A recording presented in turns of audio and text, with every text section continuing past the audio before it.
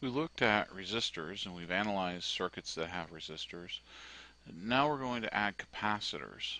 And capacitors are going to force us into a little bit more difficult math, but it's stuff that we've done before, and we'll be able to go through and do this. So here I have a switch. I have some potential E, and I have a current, a capacitor and a resistor hooked together. So the polarity of the battery is positive on the bottom, negative on the top. Once I click the switch, the current's going to leave the positive of the battery, go through and enter the bottom side of the capacitor. So I'm going to have a plus on the bottom, minus on the top, and on the resistor it's going to be positive on the right hand side, negative on the left hand side. Now I can use Kirchhoff's law to write my equation. So I'll just start at the top corner here, the connection between R and the battery, and I'm going to have plus E minus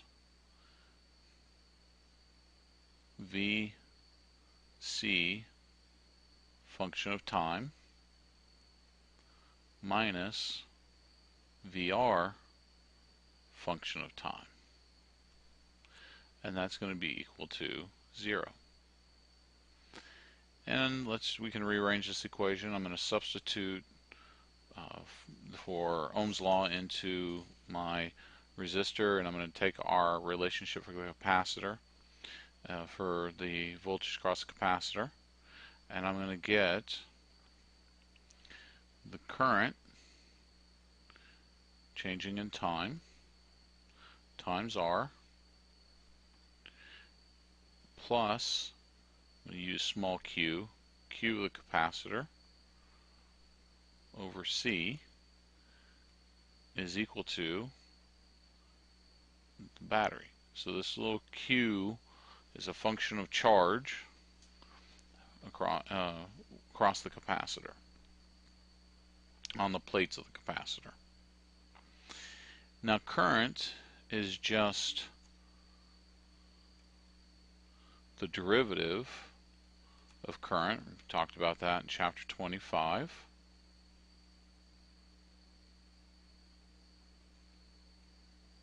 So I can substitute this in.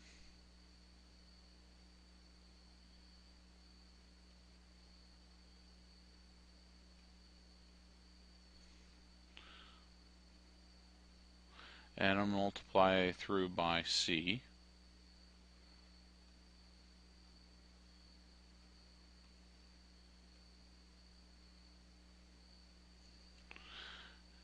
Now the idea is to get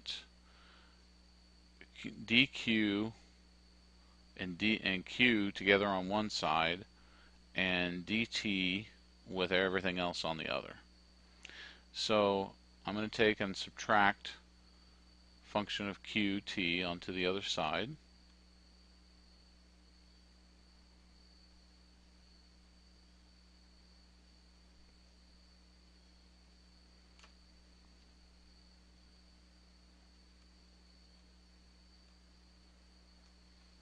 And now I'm going to separate my variables.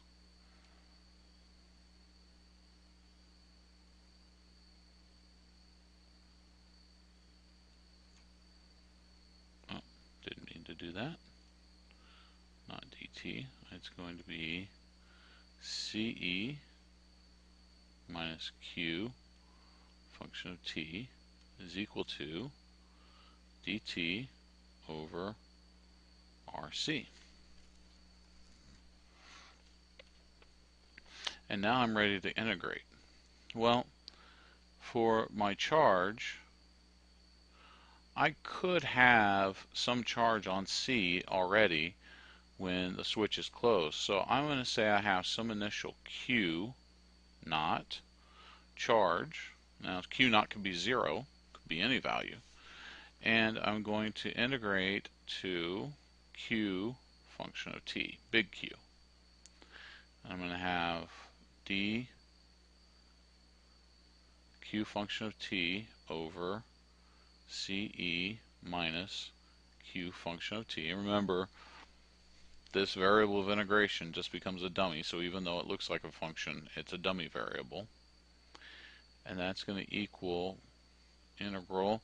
We always start time at 0 for what we're doing, to t dt over RC. And we can take this integral. It's a very simple integral. There's only one coefficient in front, but we have a negative there. So we're going to have negative ln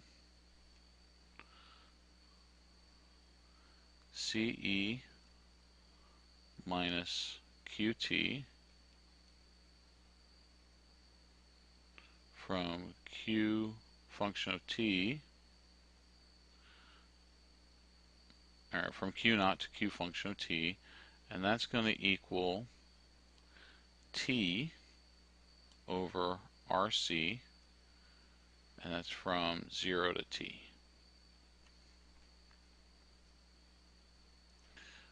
Putting in our limits into this equation, I get, well, first of all, I can take the negative to the other side, so I'm going to have ln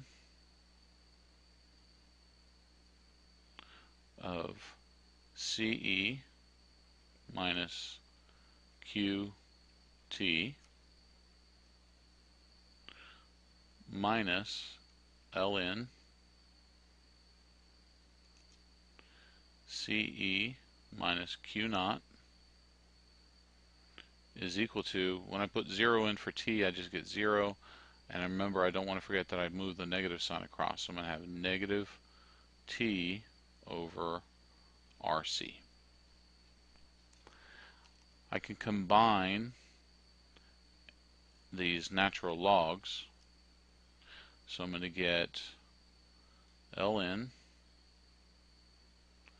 of CE minus Q function of t over CE minus Q naught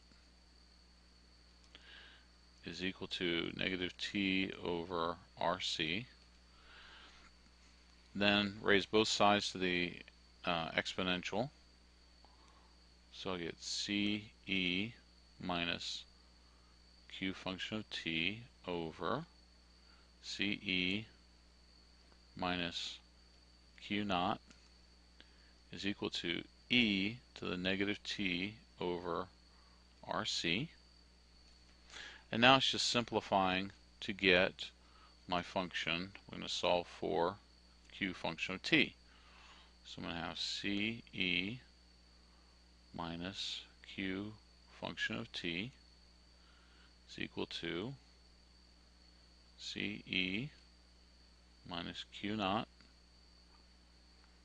e to the negative t over RC,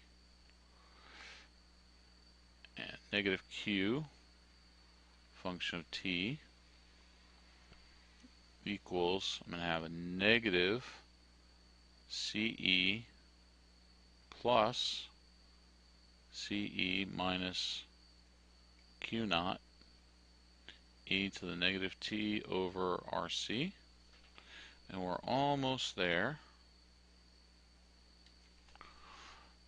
Take taking the negative sign across, and notice that I can take and divide things by c.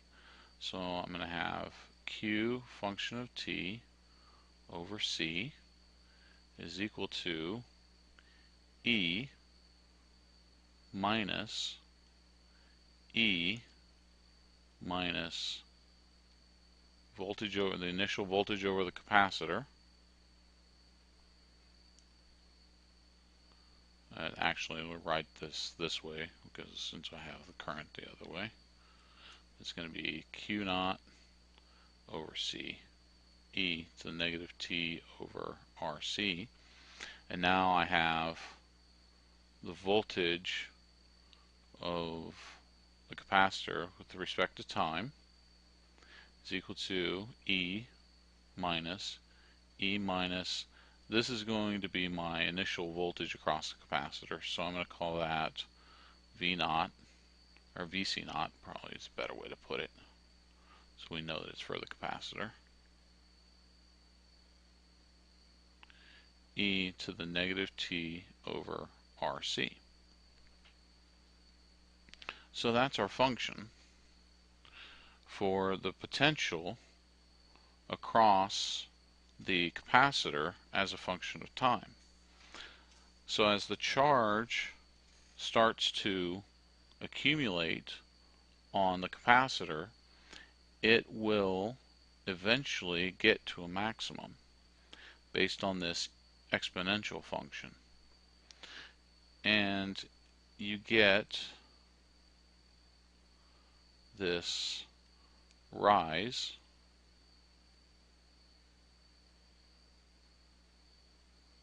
to an asymptote. Here's E at the top.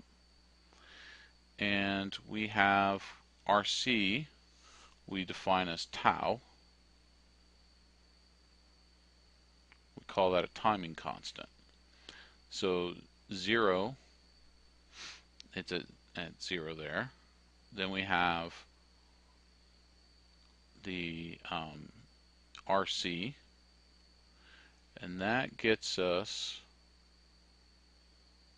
about 0.63, about 63% of our potential.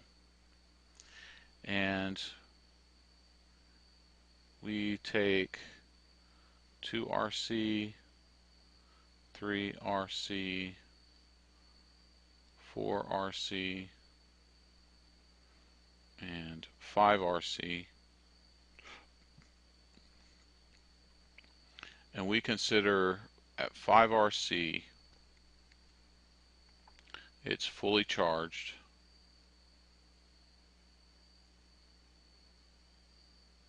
and we just consider this to be that it's reached E. 5 time constants. Now I can calculate the current through this capacitor, and the current is based on the current through the resistor. So I know that the voltage across the resistor as a function of time is going to be equal to E minus voltage of the capacitor with respect to time, and that's going to be E minus a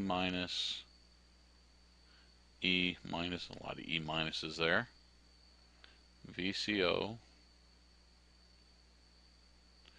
E to the negative t over RC, and I have this E minus E, so that's going to go away, and I have this minus to this minus, so I'm going to get E minus VCO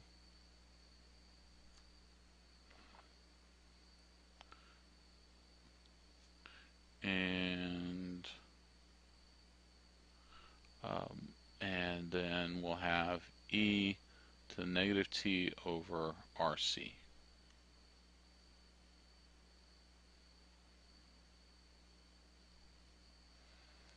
Now this is the general form. In the notes I kind of shrunk it down to a not so general form, but this is the general form that takes into account the initial potential across the capacitor. And to find the current, I'm just going to divide by R. So the VR over a function of t divided by R is equal to E minus V naught, VC naught, over R, E to negative t over RC. So our current as a function of time is equal to this nice little function here.